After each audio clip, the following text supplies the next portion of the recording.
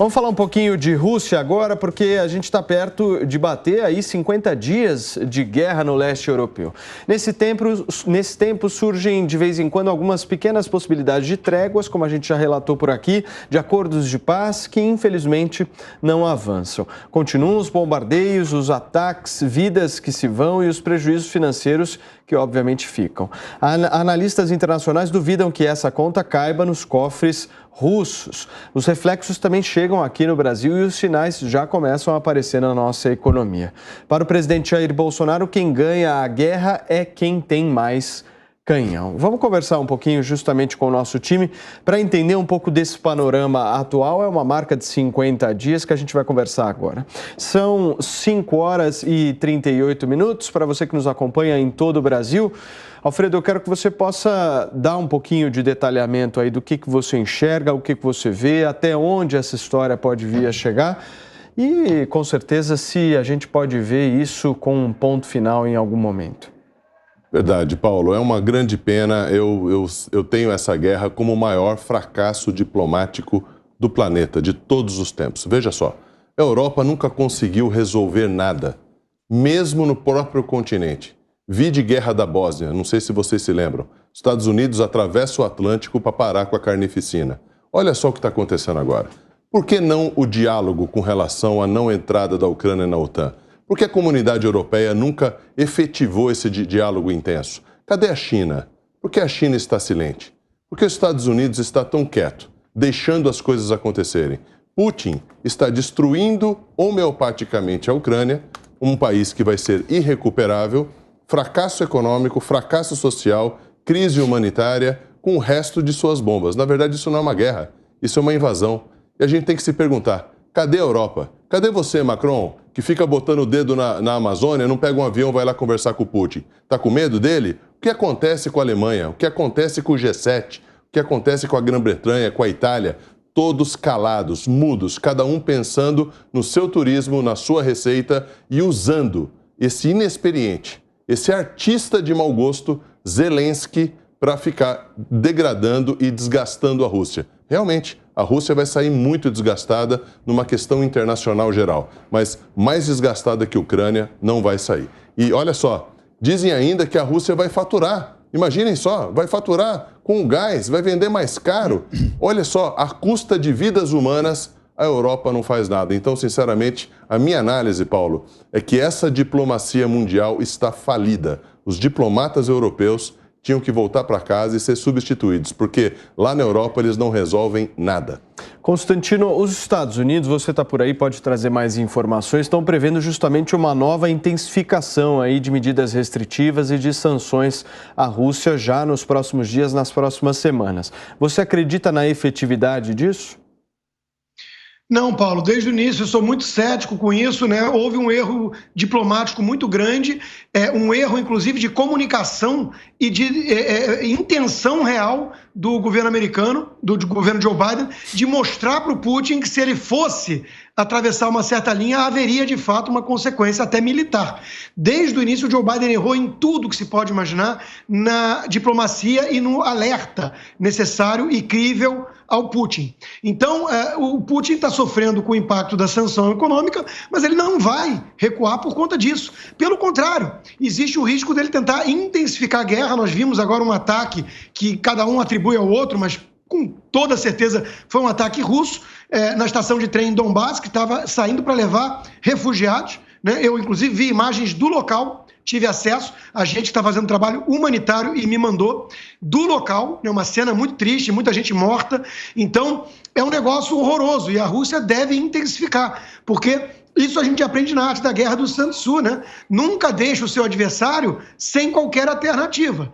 O Joe Biden gosta de inflamar a retórica e não fazer uma ameaça crível militar. Isso é a pior combinação que existe. O Putin está lendo esse recado e o Biden já começou a falar em mudança de regime na Rússia, em tentar sufocar ao máximo a sobrevida política do Putin. Como é que o Putin vai reagir a isso tudo? Ora, ele vai ter que ter alguma coisa para mostrar de vitória nessa guerra para consumo interno.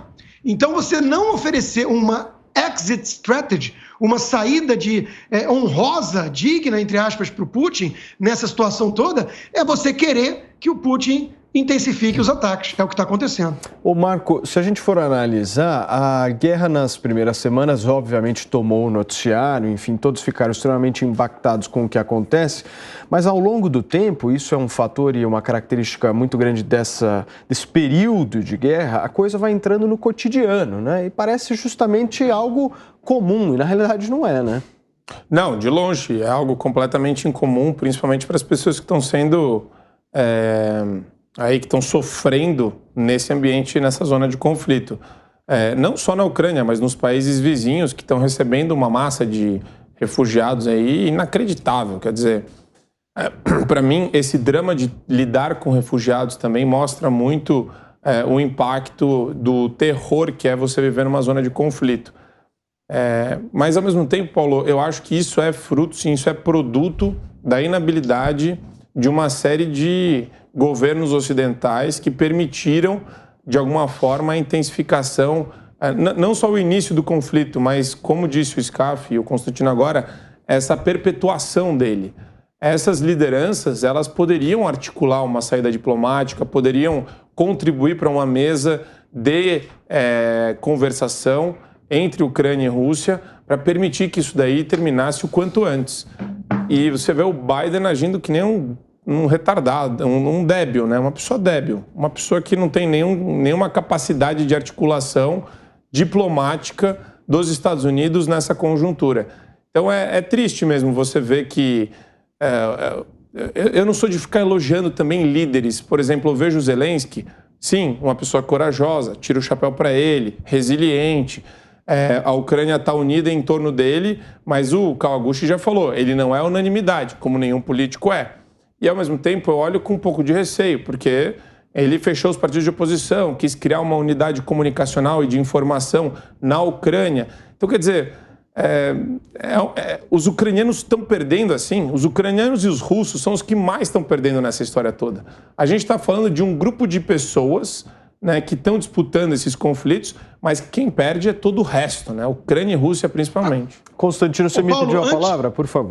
Antes de passar para o Piperno, porque isso é importante, a sua pergunta é muito boa, e eu acho que eu não posso deixar passar batido uma reflexão aqui, que talvez seja a doença do Ocidente a que o Alfredo até se referia, a Europa acima de tudo, com essa diplomacia fofa, com Macron, né, e companhia. Veja, guerra é incomum hoje em alguns locais do mundo. As guerras sempre foram a regra. A história da humanidade é uma história muito violenta e sangrenta. É muito importante a gente fazer essa reflexão aqui para nunca tomar paz e liberdade como coisas garantidas, que é a grande doença infantil dos progressistas. Eles acham que tudo vai se resolver num chá das 5. Vamos numa cerveja, no bar, né, como disse o Lula, vamos chamar o Putin e o Zelensky para conversar. Isso é uma visão ingênua, infantil, romântica e boboca de mundo. O mundo é feito de guerras. A Europa sofreu tanto com guerras que ela pariu essa visão estética e romântica e está colhendo os frutos disso. Quando não é o xerife Estados Unidos para impor respeito aos inimigos da liberdade, quando o xerife cochila, o mundo fica mais arriscado porque os inimigos ficam mais ousados. Você, Piperno?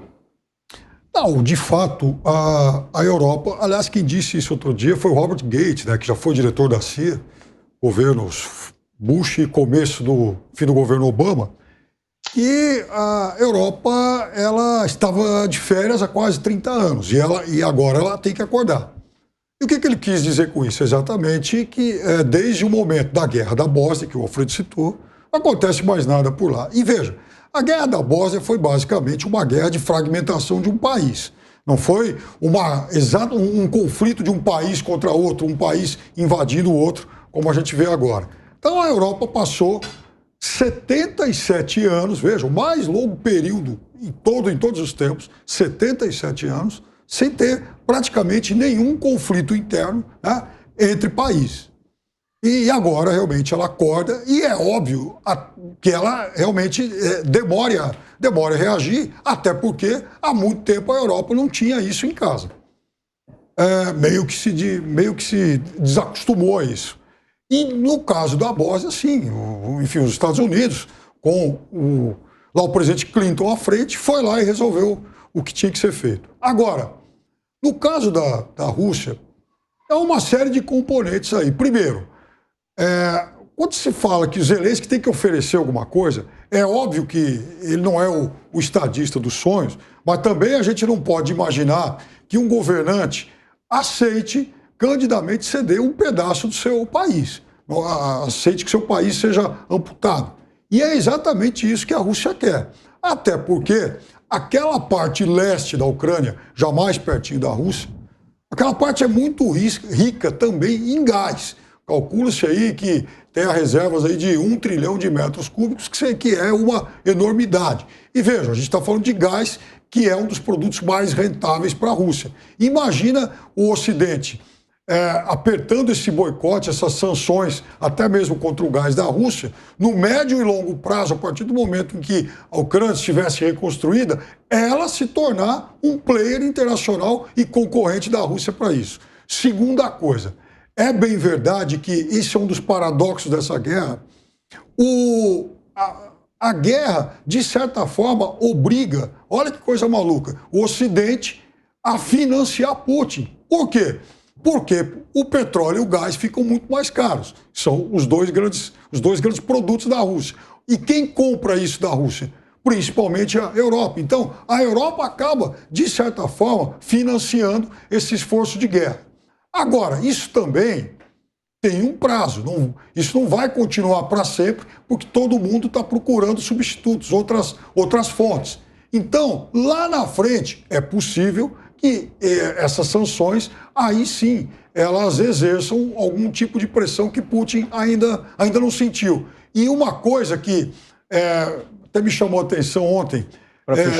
por favor. Sim, você vê, internamente ainda não há muita demonstração de que a Rússia, de fato, já esteja sentindo esses efeitos. Mas a indústria automobilística da Rússia, no mês de março, já produziu 65% a menos do que em março de 2021, até por falta de componentes. Então, talvez isso possa ser ampliado. Nós estamos ao vivo aqui na Jovem Pan News e são 5h50. Alfredo, vamos continuar a nossa discussão a respeito aqui da guerra, porque eu queria fazer um comparativo, até para que vocês pudessem também fazer uma análise em relação a isso, a respeito do que aconteceu no 11 de setembro. Eu vi muitos analistas de guerra fazendo uma certa comparação do fato que acontece hoje no leste europeu ser tão relevante, pensando na geopolítica internacional, quanto foi o atentado em Nova York, nos Estados Unidos, em 2001. O que você pensa sobre isso? Eu entendo que são fatos completamente diferentes, Paulo, pelo seguinte. O 11 de setembro foi, na verdade, uma agressão aos Estados Unidos. Era para mostrar que os Estados Unidos tinham que sofrer em virtude de determinadas ações no Oriente Médio. E é isso que aconteceu. E a partir de então, os Estados Unidos começaram a pensar diferentemente em segurança, a aumentar a segurança, a ver o mundo de uma forma diferente, porque eles não entendiam que eles poderiam ser vulneráveis daquela forma. O que está acontecendo na Europa hoje, Paulo, é um chamado de atenção. Imagine aquele leão, segunda maior potência militar do mundo, sendo esquecida pela Europa. Ninguém conversa com Putin. Para que conversar com Putin? Deixa ele lá, deixa ele empobrecer. Estados Unidos, o presidente Biden assume, esquece a conversa com Putin. Aí o que ele faz? Opa, peraí. Eu sou a segunda maior potência militar do mundo, vocês não vão ficar sem conversar comigo, não. Vou lá para a China, se une com a China. E aí que vem a perda de timing dos Estados Unidos. Antony Blinken é o pior secretário de Estado que eu já vi na minha vida. Eu nunca vi uma pessoa tão apática ser secretário de Estado da maior potência do mundo. Putin, na verdade, está dizendo, olha só, agora eu estou na mesa. Vocês nunca mais vão poder fazer nada sem me chamar. Sabe por quê? Porque vocês não querem conversar? Então eu vou invadir. Eu sou a segunda maior potência militar do mundo, estou criando a Eurásia, vocês perderam o timing e isso, para mim, homeopaticamente, destruir a Ucrânia é troco. Então esse é o grande problema do Ocidente, Paulo. Perderam o timing, esqueceram de conversar com o Putin e ele fazendo essas atrocidades, ele só está ganhando. Sanção, ele nem está ligando para isso, porque a China vai dar total cobertura à Rússia em tudo isso que ela está fazendo. Constantino, eu vou te dar um minuto para você comentar a respeito disso, pois esse é um evento de redefinição aí da balança geopolítica, não é? Sem dúvida, e o Alfredo tem um ponto, porque a Rússia tem um PIB do tamanho da Flórida. Economicamente é insignificante, o que não é o mesmo para a China. Então a China está olhando tudo isso com muita atenção, porque as sanções econômicas, elas penalizam a Rússia, mas a Rússia sobrevive, o preço do gás e da energia subiu, do petróleo, e ela está tendo ajuda da China. Mas a China está de olho em um movimento em Taiwan, alguma coisa assim, o impacto econômico para a China, tirada do sistema global, é muito maior, mas também para o mundo. O Ocidente está disposto a pagar esse sacrifício para proteger as liberdades e as democracias ocidentais das ameaças euroasianas? Essa é uma pergunta que está na mesa e ninguém tem a resposta, porque é doloroso demais. Nós estamos vendo uma palhinha disso. Então o Putin quer falar grosso sem ter condição econômica para isso, mas ele tem ogiva nuclear. Muito bem. Marco Antônio, por favor. Paulo, eu acho que a melhor saída para o conflito é diplomática e a Ucrânia sozinha não tem capacidade de encontrar essa saída. Ela precisa dos atores ocidentais, precisa que esse mecanismo diplomático funcione. E, infelizmente, quem deveria liderar isso não tem mostrado qualquer tipo de liderança na figura do Biden, da Kamala Harris e do Departamento de Estado americano. Piperno, para a gente fechar. Muitos autores têm escrito nesses últimos dias sobre uma nova ordem policêntrica, né, definida por vários blocos e não mais por poucos blocos como a gente tem hoje. E sobre isso recomendo, inclusive, um livro que eu acho premonitório, chama Nova Ordem, do Henry Kissinger, acho que é o último livro que ele escreveu.